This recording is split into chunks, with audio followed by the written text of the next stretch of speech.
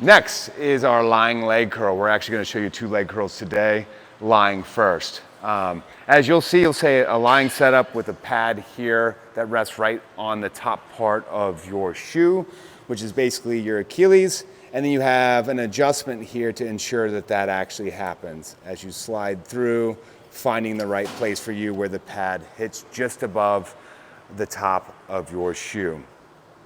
Weight is loaded on the side here. In this case, we have 45 pounds on there. The design behind this is you want to step in. You want to be in a position to where your knee aligns with the pivot point here. So that shows you that you're in the right lineup. If you need to adjust a little bit, just kind of shimmy yourself a little bit on the actual pad itself. Once you're in position, you have 2 nice handles here that you can grip. And then before we start the leg curl, I'm going to actually have you flex your feet towards your knees, okay? Your calves aid and knee flexion. I really want to isolate the hamstrings with this one. So driving the heels up and back, squeezing at the top, slowly letting it back down. You want to keep your body fixed to the pad the entire time, keeping the range of motion nice and slow, okay? You should feel on this leg curl really high into your hamstring. It's a great way to target that upper hamstring. And one more.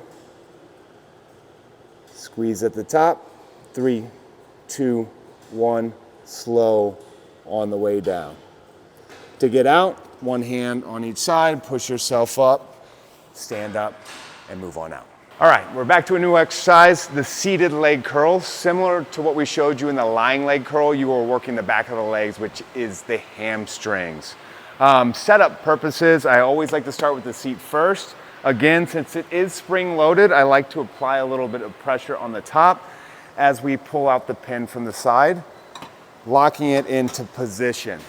How you know the back is in right position or right placement is when you go into sit, your knee is aligned with the pivot point. If it is not aligned with the pivot point, then we need to readjust, okay? Your second adjustment on this exercise is going to be the leg pad, okay? You want to pull this up so you'll be able to slide in and out a little bit easier. The third component to this is the pad, the leg pad, where it's going to rest on your lower leg. In this case, similar to what we had in the lying leg curl, you want to rest just above the heel of your shoe, okay? That's adjusted right here. You have small, medium, and large. For my height, I'm gonna go ahead and put large. When you slide in here and you put your feet on top, once you're in the appropriate position, you need to say how much range of motion do I want, okay? I always like to put the adjustment at about a 3 for me, but anywhere from 1 to 3 is usually what I recommend.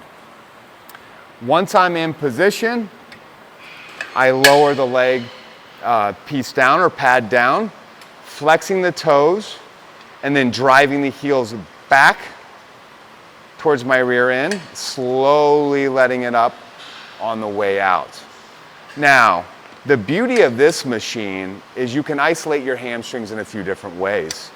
We're doing 2 feet on it right now, but you also can slide 1 foot off, and it can go to a single leg curl, which is great for side-to-side variances, meaning leg-to-leg variances in strength. Great for people that are working off an injury, need to isolate one leg over the other, still keeping that toe pointed back to the knee, okay? If you want to do the other side, you can leave the leg up or you can slide it back behind, your call.